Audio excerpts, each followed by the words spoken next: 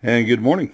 It's your friendly neighborhood Tironan, and today we're looking at the Mosquito Mark 14. This is the aircraft that finished up the war pretty much for the British with the Spitfire line. There were Mark 16s, Mark 15s, so forth and so on, but they were pretty much very similar to this aircraft. If you watch other videos of mine, you will know just how much this aircraft grew from the original Mark 1A, which I just happen to have. And so you look at this aircraft, and you look at this aircraft, and you realize this is a totally different aircraft, and it is. Stretched airframe, refined aerodynamics, much larger engine. That's why the Spitfire was able to remain relevant throughout World War II, as they were willing to invest the time and money to essentially reinvent the aircraft. You'll notice that this aircraft is now fully upgraded and fully modded. We get the aircraft polish, which gives you 5% to your airspeed. You now get the control surface adjustments, which gives you 3% to your horizontal turn. And you get the lightweight airframe, which gives you 3% in all axes, vertical, horizontal, and diagonal, I guess. Yaw, pitch, roll. Okay. So, and to that, we have the pilot with the, let's go with pilot skills. He's got Marksman 1, he's got the aerodynamic expert, and he's got the firefighter, which is one of my earliest pilots, by the way. And and I got that very early. I would have held off for that and gotten the aerodynamics expert, where I would have gotten the additional, excuse me, where I would have gotten the additional 2.5% or so to the all these mods essentially. Okay, so but at the rate that he gets points, I'm not really going to worry about that too much. The firepower on it I find very effective. You're right at 453 on this, and you're out at just shy of 2,500 feet. It's one of the turniest fighters in the game, can hang with just about anything in a turn. Where it comes up short is airspeed. And you're looking at 453 on that. At this tier, there are aircraft pushing easily over 500. And to give you some of them, the I-250, the XFU-5, and of course, the ME-262. Let's go to battle.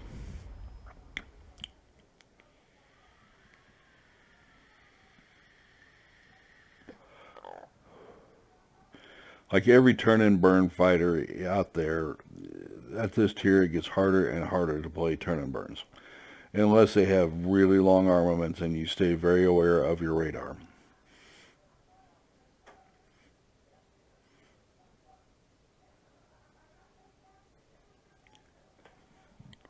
So the aircraft you really got to worry about are things like the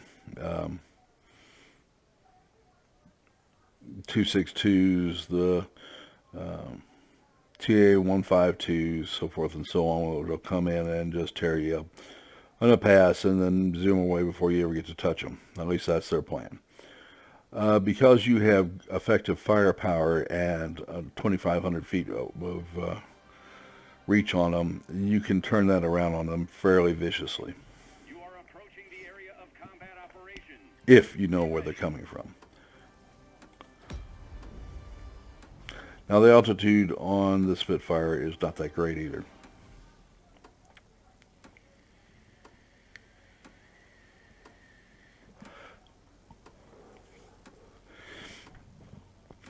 Again, that's very much to the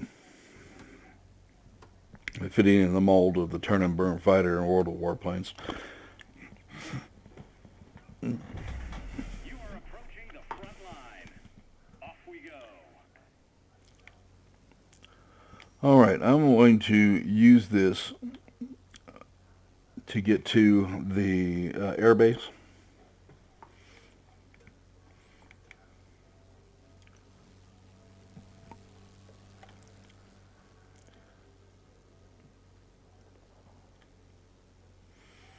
This is very good at contesting for air bases. And I'll let the other folks do what they're going to do. But you notice we don't have only 3 of us going after this.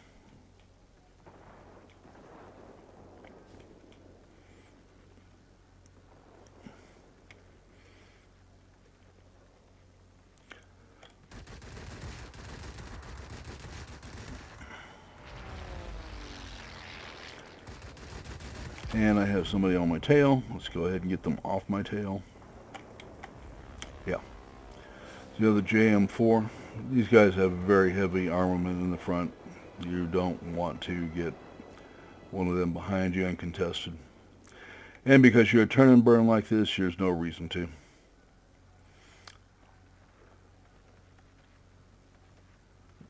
And I'm not going to turn my back on the other JM4. He's already got somebody behind him.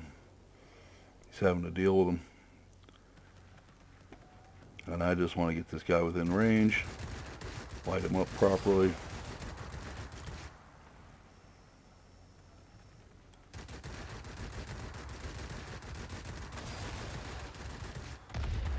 And that's the end of that.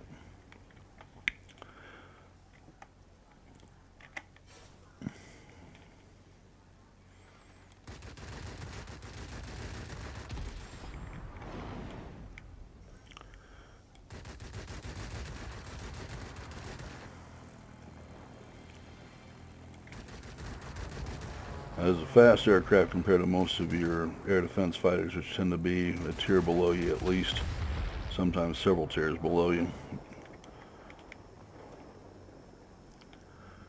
Okay, so we've done that bit.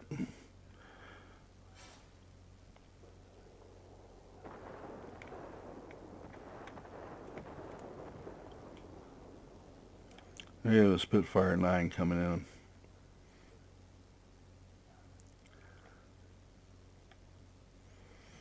Which is a competent aircraft in and of itself. Our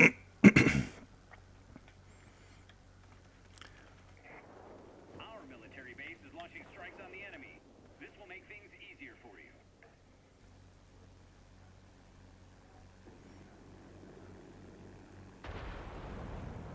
you. Alright, I'm not quite sure what that was about, but far be it from me to argue with an enemy aircraft that decides it just wants to blow itself to smithereens in front of you. Okay. Too many boom and zoomers over my head for my comfort.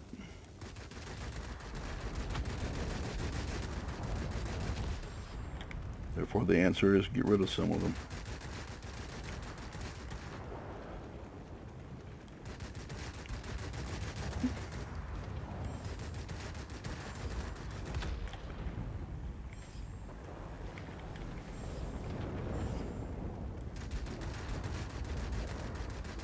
Always makes my neck try to scrunch down between my shoulder blades when I have aircraft overhead. And I have aircraft behind me. The obligatory boom and zoomer who wants to make a dog's lunch out of me.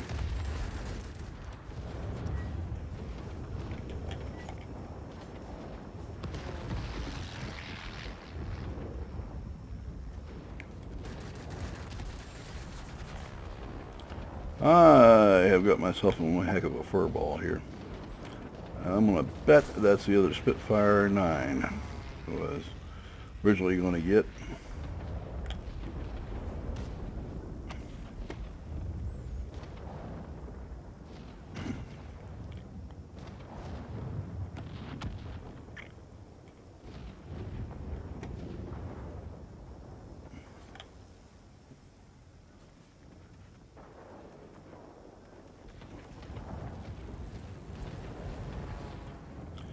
Problem with getting into a turning circle is getting away. Can be kind of difficult.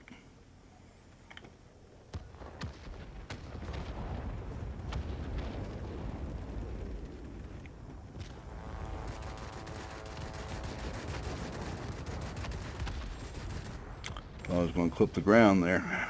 That would have been a short end to it, wouldn't it? There's that tiger cat.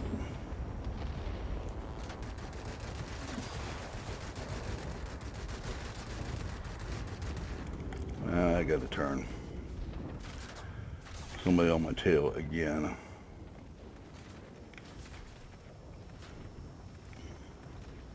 And I've got a damaged wing this time. Not what one would want.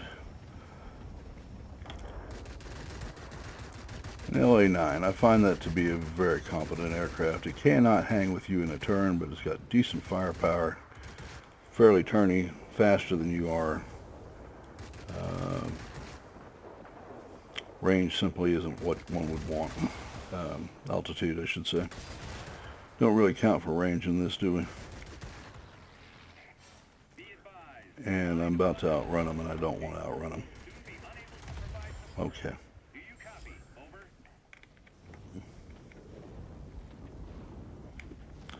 That F4F has made himself a pain in the butt one too many times.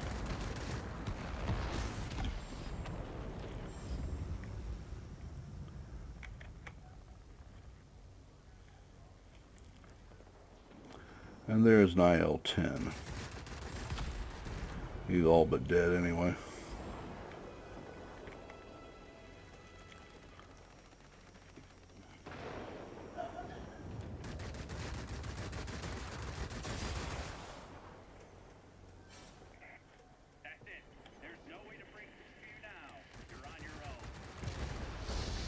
One thing about turn and burn fighters is they really can get on and do one beam attack after another, which really does a lot to make sure that you stay out of that tail gunner's range.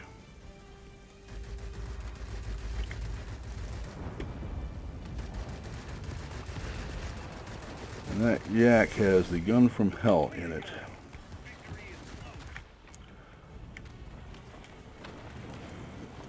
Now, I could have used more help in there. Oh, my.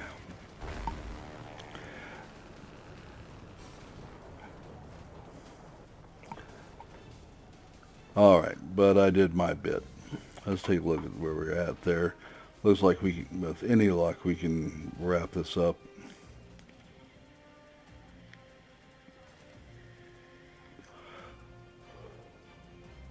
While we have enemy aircraft or friendly aircraft in over an airbase beats the hell out of me. Really shouldn't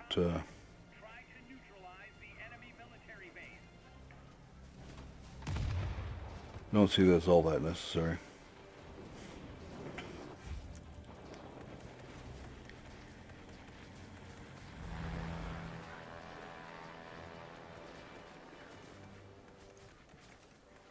And they're not capturing it, which makes it a good deal worse.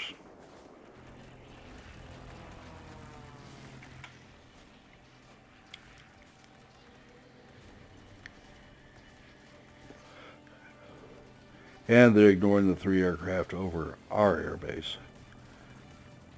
Maybe those are all bombers, I don't know. No.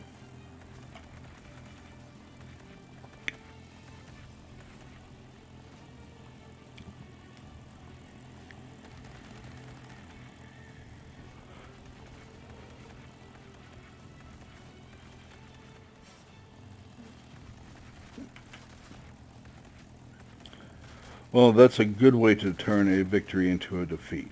So learn from somebody else's mistakes, but I don't see that they're accomplishing a whole lot there. Now, given the bot count, you only have so much control over the situation, but I do not find it all that useful. And we're not far if we can keep enough planes alive to cross the line here, we'll be okay. And this is going to be a tight one.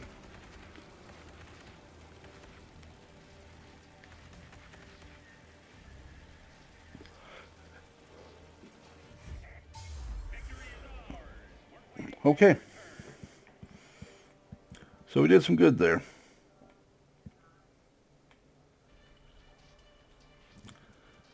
Return to the hangar.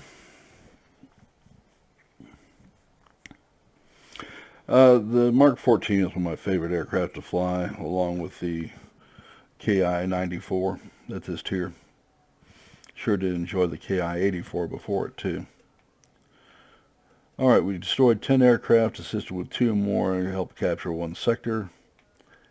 Got a lot of pilot experience, got a lot of aircraft experience with the 2X modifier. Earned back some of that money, about half of what we spent on the lightweight airframe, but it did pay off since we were in that turning contest with the Mark 9. And the Mark 9 is just as turny as your Mark 14. The Mark 14 is simply faster. Done another token, that's always nice. And there you go. We did pretty well. Really won't complain about that one much at all. Alright, so that's your Mark 14. That's an aircraft I absolutely prefer to get into furballs with, as opposed to most of them, which I really prefer to stay out of furballs with. What happens next? Well, when we eventually get to where we can upgrade, we'll be going to the attacker. And